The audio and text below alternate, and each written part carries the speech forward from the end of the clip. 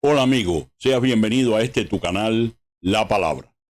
Hoy vamos a hablar de otro texto muy interesante, el Nuevo Testamento griego, porque es desde el que se hacen nuestras modernas traducciones a las lenguas de cada pueblo. Este texto ha tenido también un proceso de formación muy accidentado desde los manuscritos originales hasta las copias que hoy poseemos. Esta es la razón por la que más que hablar de textos originales, habría que hablar de textos en la lengua original en que fue escrito. Sabemos que los manuscritos autógrafos se han perdido hace ya muchos siglos y que en el proceso de multicopiado se han producido muchas variantes del texto. Vamos a ver todo eso en detalle, pero brevemente. Por ejemplo, hoy se conocen unos 5.000 manuscritos griegos del Nuevo Testamento, más de 10.000 versiones antiguas y miles de citas de los santos padres de la Iglesia. Todos ellos ofrecen un número de entre 150.000 y 250.000 variantes textuales. Probablemente no exista en el Nuevo Testamento griego alguna frase que no se haya dicho de otras maneras en otros manuscritos.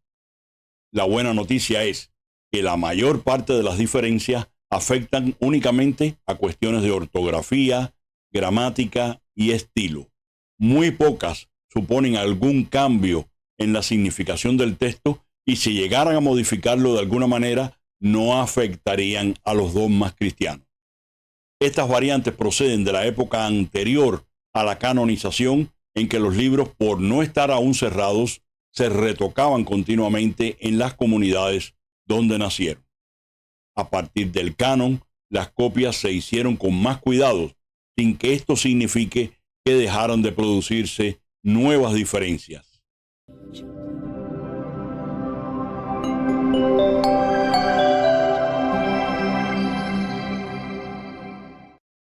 Contrario a la tendencia moderna, a los copistas antiguos no les interesaba tanto la lectura original del texto, sino su credibilidad y conformidad con la tradición eclesial. Esto hizo que se introdujeran nuevos errores y cambios en los manuscritos. Por entonces había textos de muy variadas formas y contenido. Por ejemplo, estaban los llamados textos unciales, que se escribieron con un tipo de letra derivado de las mayúsculas. Hasta el siglo XI, los caracteres unciales fueron los únicos usados en el Nuevo Testamento y en los leccionarios litúrgicos. Nos han llegado 268 manuscritos unciales del Nuevo Testamento. Los más completos e importantes de ellos son el Códice Sinaítico, escrito a 4 columnas, son de la primera mitad del siglo IV y contiene el Antiguo y Nuevo Testamento, además de la Carta de Bernabé y el Pastor de Hermas, que como sabemos son escritos apócrifos. En su elaboración intervinieron 3 copistas y varios correctores que introdujeron modificaciones en el texto. Fue descubierto en la biblioteca del monasterio de Santa Catalina, en el monte Sinaí. El Códice Vaticano, de comienzos del siglo IV, tenía el texto íntegro de la Biblia griega, con excepción de la oración de Manasés y de los libros de los Macabeos. En la copia conservada hoy faltan algunos pasajes del libro del Génesis, del segundo libro de Samuel, los Salmos, la carta a los Hebreos, las cartas pastorales y el Apocalipsis. Luego está el Códice Alejandrino, de comienzos del siglo V, que contiene la Biblia griega en su totalidad, además de las 2 cartas del Papa Clemente y los Salmos de Salomón. Faltan, sin embargo, algunos pasajes de los Evangelios de Mateo y Juan y de la primera carta a los Corintios. Está escrito a 2 columnas por página. A continuación, el Códice Beza, llamado así por el nombre de su descubridor, Teodoro Beza, quien afirmó que lo había encontrado en el monasterio de San Ireneo en Lyon, Francia. Tiene una estructura bilingüe, griego en una página y latín en la otra. Procede del siglo V y contiene los Evangelios y los Hechos de los Apóstoles. El otro grupo importante de manuscritos proceden del medioevo. Son los llamados minúsculos, porque fueron escritos en caracteres cursivos. Estos se extienden desde el siglo XI hasta la época de la invención de la imprenta. Como en el caso de los unciales, los minúsculos más antiguos están escritos con mayor cuidado. Se conocen hoy 2.792 manuscritos minúsculos. Además de los manuscritos bíblicos, las citas del Nuevo Testamento recogidas en los comentarios, sermones y otros escritos de los santos padres ofrecen un material tan abundante que abarca prácticamente la totalidad del Nuevo Testamento.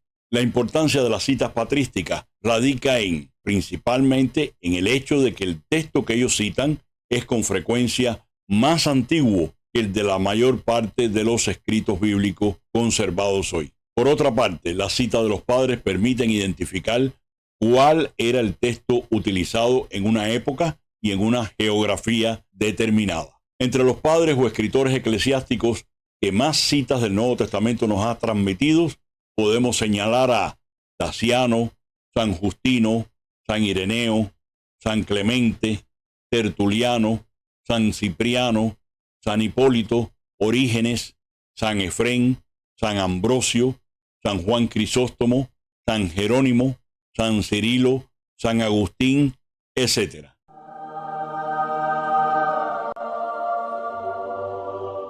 Otra fuente importante para el estudio del Nuevo Testamento lo constituyen los leccionarios litúrgicos. Desde muy temprano, la Iglesia seleccionó pasajes de los Evangelios para su celebración cada día del año, en particular los domingos. Se han conservado y catalogado unos 2.193 manuscritos de leccionarios que nos aportan información muy valiosa acerca de los textos que eran más apreciados por las comunidades cristianas primitivas. La invención de la imprenta en 1440 disminuyó notablemente el inconveniente que suponía tal variedad de manuscritos, porque la reproducción en serie aportó cierta uniformidad, pero bajo su tipografía se imprimieron los manuscritos que entonces eran conocidos. Los primeros textos griegos del Nuevo Testamento que pasaron a la imprenta fueron el Magnificat y el Benedictus, impreso junto a un salterio griego en el año 1481 en Milán. Luego hay dos grupos de textos griegos que se disputaron la primacía en la impresión. Estos fueron los que se recopilaron bajo los auspicios del cardenal Jiménez de Cisneros, arzobispo de Toledo, y conocidos como Biblia Políglota Complutense. El otro grupo fue el Nuevo Testamento griego de Erasmo de Róterdam. Vamos a ver ambos. La Biblia Complutense contaba de 6 volúmenes en total. El quinto correspondía al Nuevo Testamento. La obra se comenzó en el año 1502 y fue concluida en el año 1514, aunque no vio la luz la edición completa hasta el año 1522, cuando el cardenal Cisneros ya había muerto sin verla publicado. La obra estaba escrita en columnas con el texto griego, arameo, griego y latín, según si se trataba del Antiguo o el Nuevo Testamento. El griego aparece con un interlineal en latín. Incluía además un diccionario hebreo-latino y viceversa, un léxico del Nuevo Testamento y un diccionario etimológico de nombres propios.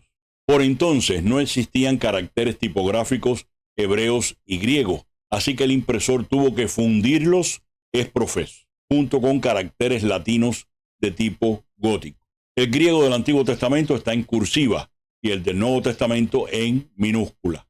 El diseño es bien complejo, ya que aparecen en una misma página distintos alfabetos a distintos cuerpos y con diferentes tipos de letras. La publicación de la obra completa se retrasó porque se trabajaba en el Antiguo Testamento. En el año 1515, Erasmo de Róterdam preparó una edición del Nuevo Testamento griego que fue publicada en Basilea, Suiza. Tenía él la pretensión de adelantarse a la publicación de la obra completa de la Biblia Políglota Complutense. Para ello realizó su trabajo en apenas 6 meses.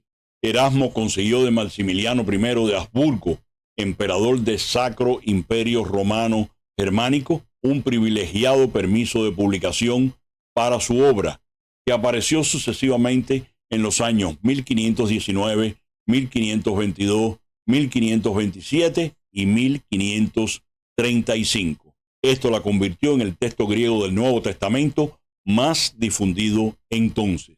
Entre los años 1568 y 1572 se hizo una revisión y reedición aumentada de la Políglota Complutense, patrocinada por el rey Felipe II de España. Esta reedición se llamó Biblia Regia o Biblia Políglota de Amberes.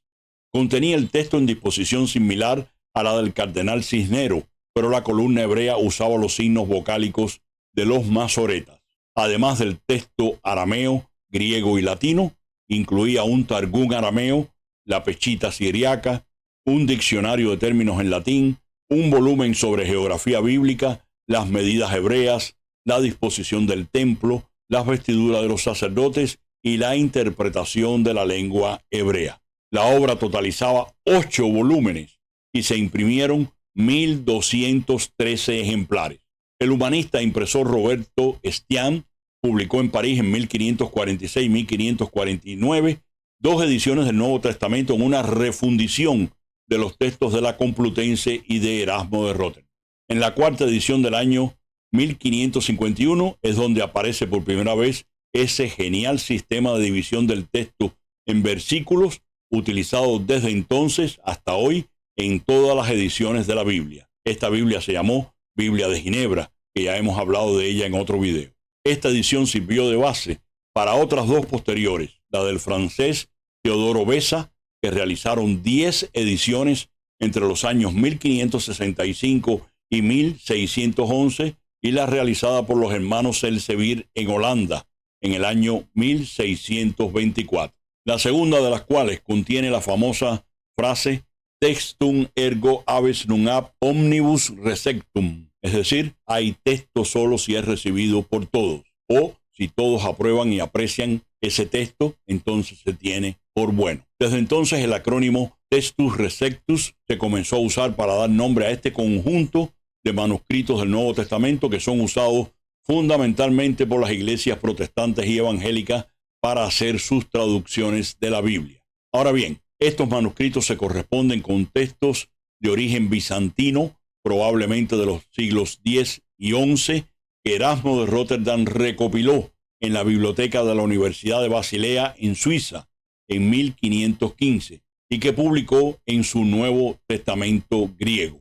La obra fue muy criticada entonces por la multitud de errores que contenía, además de por los cambios que él había introducido en el texto. Por ejemplo, el manuscrito que usó para el libro del Apocalipsis le faltaba el epílogo, es decir, en el capítulo 22, los versículos del 16 al 21, que Erasmo se apresuró a traducir justamente desde el latín. La Iglesia Católica usaba entonces la Vulgata Latina, que depende de la Vetus Latina, la Septuaginta y el texto hebreo pre-masorético. Cuando Jerónimo tradujo su Biblia al latín, los masoretas todavía no habían terminado su versión del Tanakh. Así que estos textos que él usó eran más antiguos y más seguros que el Textus Receptus, que no se publicó hasta siglos después. No había ninguna razón para que tuviéramos que abandonar la Vulgata y asumir unos textos más recientes, toda vez que la literatura teológica de entonces se producía en latín. Por demás, después del Concilio de Trento, seguimos usando la Vulgata Latina hasta la época contemporánea. Las primeras traducciones católicas de la Biblia al español se hicieron desde la Vulgata Latina. En el año 1831, basada en manuscritos más antiguos, publicó Lashman una edición del Nuevo Testamento griego que rompió con la tradición del Textus Receptus. El propósito era disponer de un texto más cercano al que circulaba por el siglo IV. El Nuevo Testamento griego, que trata de reconstruir en lo posible el texto autógrafo, se llama texto crítico y tiene a pie de página un aparato textual que enuncia cuando un manuscrito tiene una variante importante distinta de la que sale en el texto. Desde 1944, que fue publicada la versión de Nácar Colunga, hasta hoy, todas las versiones católicas de la Biblia se hacen directamente desde las lenguas originales y usando el texto crítico. La edición de Westcott y Hort del año 1881, conocido como The New Testament in the Original Greek, ha gozado de enorme autoridad entre los críticos modernos y se basa fundamentalmente en el Códice Vaticano. A esta siguió la edición griega de Nestlé del año 1898, revisada en ediciones sucesivas y a partir de la 25 edición por Kurt Aland. Es la conocida como Novum Testamentum Graecum, publicada en Stuttgart, Alemania, en el año 1963. Las Sociedades Bíblicas Unidas, en cooperación con otras instituciones, han publicado desde el año 1966 hasta hoy varias ediciones del The Greek New Testament, concebida como instrumento de trabajo para los traductores modernos. Esta edición ha tenido en cuenta la diversidad de manuscritos en griego existente, no solo en el cuerpo del texto, sino también en el aparato crítico a pie de página. De esta manera, los traductores tienen en sus manos una herramienta invaluable para realizar su trabajo. Si te gustó este video y deseas seguir recibiendo contenido similar, te invito a que te suscribas al canal y actives la campanita para que YouTube te avise de la próxima publicación. Y comparte con tus familiares y amigos. Me hace mucha ilusión estar contigo cada semana para hablar de la Biblia. Dios te bendiga abundantemente y hasta la próxima.